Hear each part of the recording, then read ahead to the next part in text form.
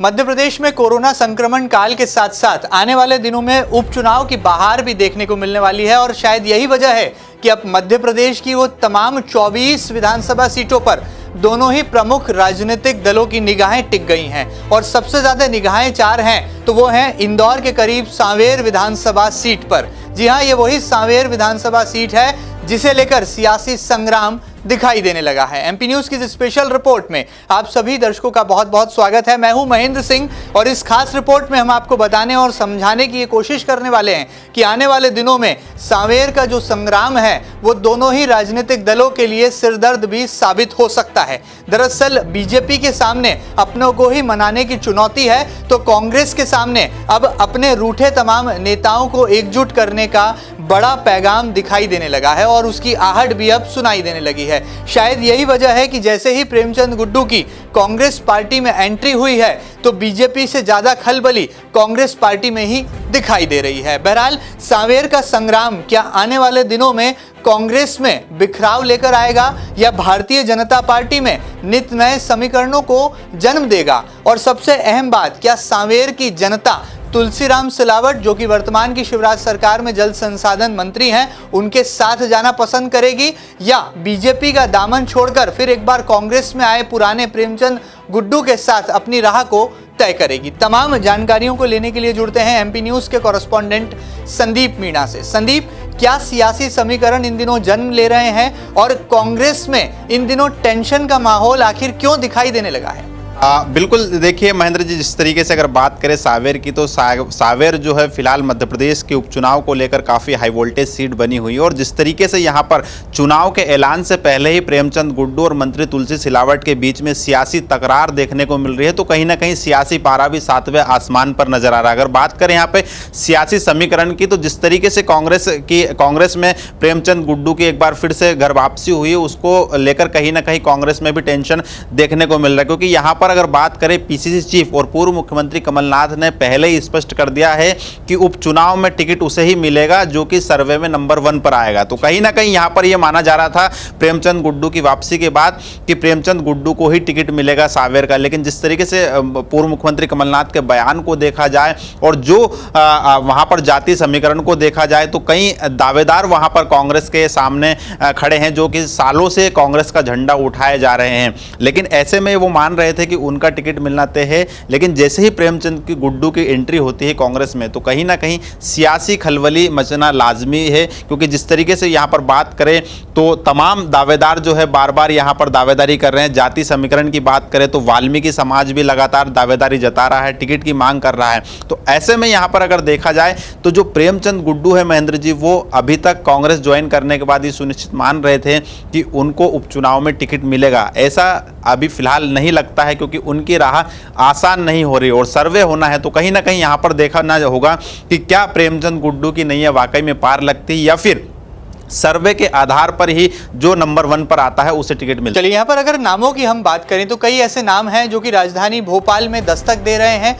पूर्व सीएम कमलनाथ से कई समाज के प्रतिनिधिमंडल और इन नेताओं ने भी बाकायदा मुलाकात की है और इस मुलाकात की कई तस्वीरें जो हैं वो इन दिनों सोशल मीडिया पर वायरल भी हो रही है जिसे भली भांति देख रही है सांवेर की भोली भाली जनता। यदि हम इन नेताओं के नामों की फहरिस्त पर नजर डालें तो इनमें वो नाम हैं जिनमें मुकेश झांझोट का नाम है, इसी के साथ साथ राजेंद्र मालवीय का नाम है, दयाल चौहान एक नाम यहां पर निकल कर आ रहा है, शिव घावरी का वो नाम है। ये वो नेता हैं जो कि कहीं ना कहीं विरोध का स्वर बुलंद कर रहे हैं या फिर कहा जाए अपनी दावेदारी जो है सांवेर की हॉट विधानसभा सीट को लेकर जता रहे हैं। तो क्या ऐसे में देखा जाए कि इन तमाम नामों के सामने प्रेमचंद गुड्डू ही वो चेहरा है जो कि सांवेर की पॉलिटिकल फ्रेम में बिल्कुल फिट बैठता है? और यदि तुलसीराम सिलावट की बात करें तो उनके सामने जो बड़ी चुनौती है, जिस तरह से अब तो पूर्व विधायक रहे और अब तो बीजेपी के जिला अध्यक्ष बना दिए गए डॉक्टर राजेश सोनकर, क्या उनके साथ पूरी तरह से खड़े रहेंगे?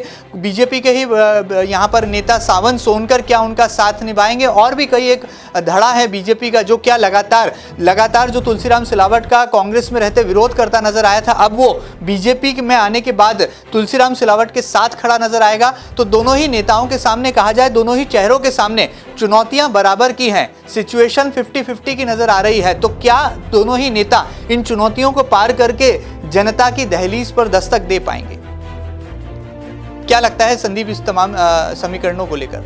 बिल्कुल, देखिए महेंद्र जी, जिस तरीके से अगर बात करें सावेर की, तो यहाँ पर जो चुनौती है वो दोनों ही पार्टियों के सामने 50-50 की चुनौती है। लेकिन फिलहाल भारतीय जनता पार्टी का जो अगर देखें तो डैमेज कंट्रोल पूरी तरीके से कामयाब होता नजर आ रहा है, क्योंकि जो पिछले अगर बात करें विधानसभा चुनाव में तुलसी सिलावट के सामने चुनाव लड़े थे राजेश सोनकर, उन्हें संगठन में बड़ी जिम्मेदारी देकर एडजस्ट किया गया है। तो वहीं अगर बात करें तो मालवा निमाड़ की जिम्मेदारी कैलाश विजयवर्गीय को भी दी है, और ऐसे ही मालवा निमाड़ में सावेर भी आता है। तो कहीं ना कहीं कैलाश विजयवर्गीय के साथ एक कार्यकर्ताओं की लंबी फौज भी है और राजेश सोनकर उनके काफी करीबी माने जाते हैं। तो ऐसे में कहीं ना कहीं ये माना जा रहा है कि तुलसी सिलावट को जिताने के लिए भारतीय जनता पार्टी जो है पूरे कंधे से कंधा मिलाकर जो है सिलावट के कार्यकर्ताओं के साथ काम करते हुए नजर आएंगे और बीजेपी की जीत सुनिश्चित करने के लिए पूरी कोशिश की जाए। क्योंकि यहां पर अगर बात करें तो ये चुनाव मध्य प्रदेश की हॉट सीट तो बना ही बना है, साथ में बीजेपी और ज्योतिरादित्य सिंधिया की प्रतिष्ठा का सवाल भी बनी हुई है। यहाँ पर कांग्रेस की पूरी कोशिश की जाएगी, कांग्रेस की पूरी कोशिश होगी कि इस सीट को जीता जाए और प्रेमचंद गुड्डू भी यहाँ पर कोशिश करेंगे बीजेपी को हराने के लिए, भले ही वो चुनाव लड़े या न लड़े। लेकिन जिस तरीके से यहाँ पर एडजस्ट किया गया है, तुलसी सिलावट को पहले ही मंत्री पद दे दिया गया है, तो कहीं ना कहीं यहाँ पर कांग्रेस के जो उनके समर्थक है जो सिंधिया तुलसी सिलावट के साथ सालों से काम कर रहे हैं, तो कहीं ना कहीं वो भी बीजेपी के साथ जो है काम करते हुए नजर आएंगे। तो कुल मिलाकर हम कह सकते हैं महेंद्र जी कि फिलहाल यहाँ पर राह दोनों पार्टी के लिए आसान नहीं है। लेकिन जिस तरीके से संगठन में जिम्मेदारी देकर राजेश सोनकर को एडजस्ट किया गया है, तो ये माना जा रहा है कि भारतीय जनता पार्टी में जो है चुनाव संगठन लड़ता है। तो यही वजह है कि बीजेपी पूरी ताकत के साथ इस चुनाव को जीतने की कोशिश करे। कांग्रेस की बात करें तो कांग्रेस की क्या रणनीति आपको यहाँ पर दिखाई दे रही है फिलहाल? फिलहाल कांग्रेस की अगर बात करें तो यहाँ पर तमाम जो नेता हैं, जो बड़े जो नेता हैं, अगर बात करें तो सावेर में पूर्व मंत्री जो है सज्जन सिंह वर्मा और जीतू पटवारी को यहाँ पर जिम्मेदारी दी गई है। जिस तरीके से अगर बात करें तो पूर्व मुख्यमंत्री कमलनाथ ने 24 सीटों पर उपचुनाव के लिए जो पूर्व मंत्री है उनको एक तरीके से कहा जाए कि प्रभार सौंपा गया है।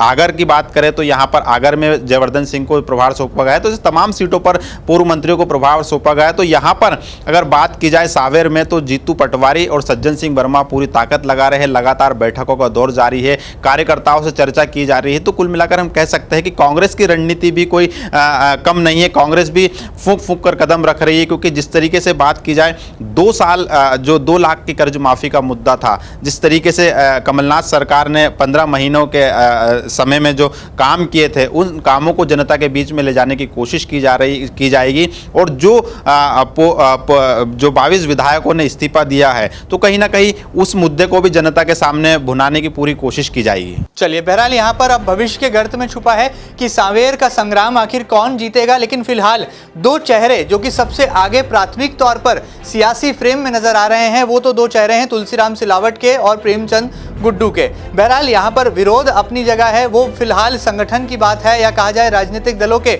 घर की बात है। लेकिन क्या वो जनता के बीच पहुंच पाएगी और क्या वाकई में दोनों चेहरे जो कि अपने अपने दलों से बागी चेहरे के तौर पर जाने पहचाने जाते हैं, किस तरह से जनता का दिल जीत पाएंगे? और वो नेता जो कि राजधानी भोपाल में जाकर विरोध का बिगुल फूंक रहे हैं, क्या उनकी आवाज सही और जिम्मेदार कानों तक पहुंच पाएगी? और जनता जनार्दन ऐसे में सावेर का संग्राम किसे जिताएगी? सब कुछ पता लगेगा आने वाले कल में और धीरे धीरे ही सही राजनीतिक तस्वीर सावेर की साफ होती चली जाएगी। सावेर से जुड़ी हर खबरों को देखने के लिए लगातार जुड़े रहे आपके अपने न्यूज चैनल एमपी न्यूज के साथ। फिलहाल दीजिए इजाजत, नमस्कार।